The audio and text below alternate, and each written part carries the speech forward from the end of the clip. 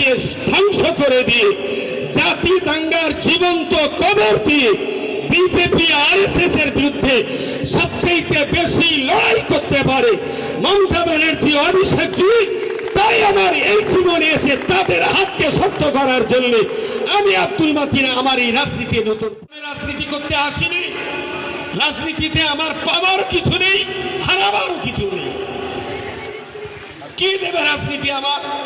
আমার 35,000 স্টুডেন্ট আছে, আমার 85টা আবাসিক স্কুল আছে, আমার 326টা কেরালা মডেল স্কুল রয়েছে।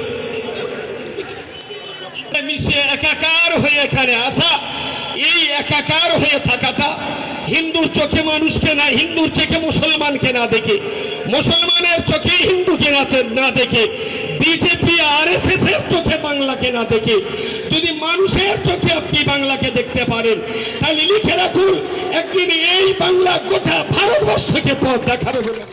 শিখ, ইসাই, ইহুদি, বৌদ্ধ, নাসারা সবাই মিলেমিশে আমরা বসবাস করি।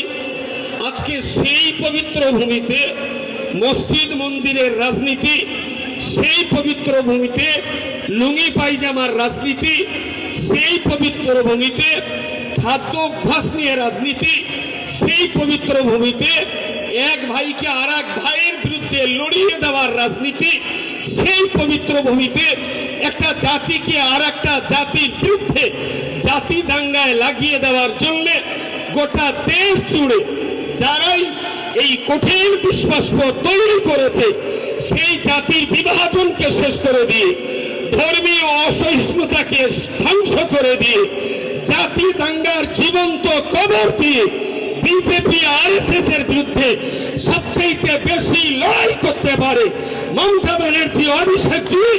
তাই আমার এই জীবনে এসে তাদের হাতকে শক্ত করার জন্য আমি আব্দুল মাতিন আমার এই রাজনীতি নতুন প্রবেশ। আমি অন্য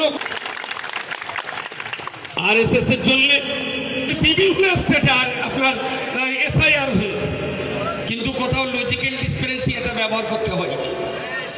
এসআইআর ভারতবর্ষের অনেক জায়গায় হয়েছে, কিন্তু কোথাও আন্ডার অ্যাডজুডিকেশন এই শব্দ দুটো আমাদের শুনতে হয়নি। এটা পশ্চিমবাংলার জন্য শুধুমাত্র শুনতে হয়। এবং জাতিতে জাতিতে বিভাজন করিয়ে দেওয়ার একটা ষড়যন্ত্র। কি ষড়যন্ত্র?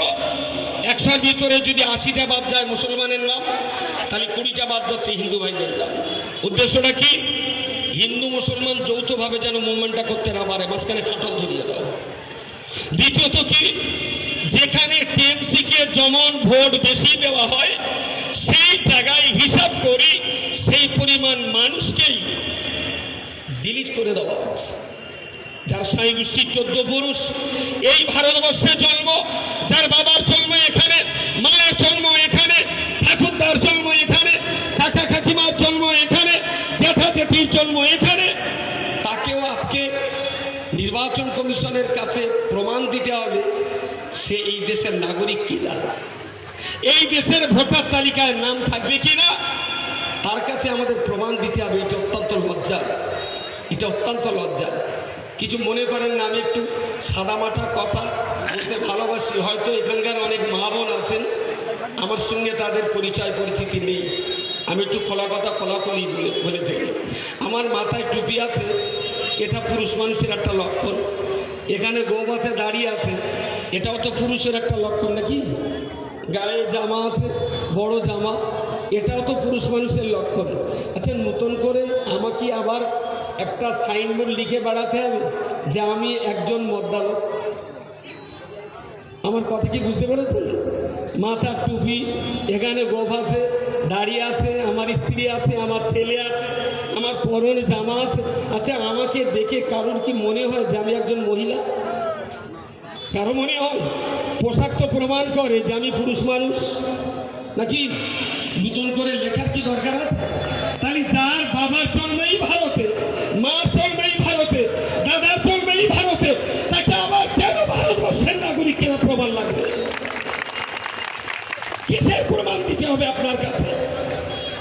প্রমাণ দিতে হয় তাকে জ্ঞানেশ কুমারের প্রমাণটা নেওয়া হোক, প্রমাণ দিতে হয় তো অমিত শাহ প্রমাণটা নেওয়া হোক। প্রমাণ যদি দিতে হয় তাহলে নরেন্দ্র মোদীর কাগজপত্র আগে সাবমিট করা হোক। তারা কোন দেশের জন্মার কোথায় কে আগে দেশবাসীকে জানতে 12 বছর ধরে যে ভদ্রলোকের শিক্ষাগত যোগ্যতায় আমরা জানতে পারি, ভদ্রলোক কতটা লেখাপড়া জানে এই 12 বছর ধরে জানা যায়। এটা গর্বের, সারা পৃথিবীর কাছে এই একটা মাত্র দেশ যে দেশের প্রধানমন্ত্রীর শিক্ষাগত জানতে চাওয়াটাও আইনত অপরাধ। আশ্চর্য ব্যাপার, এনার এই ভদ্রলোক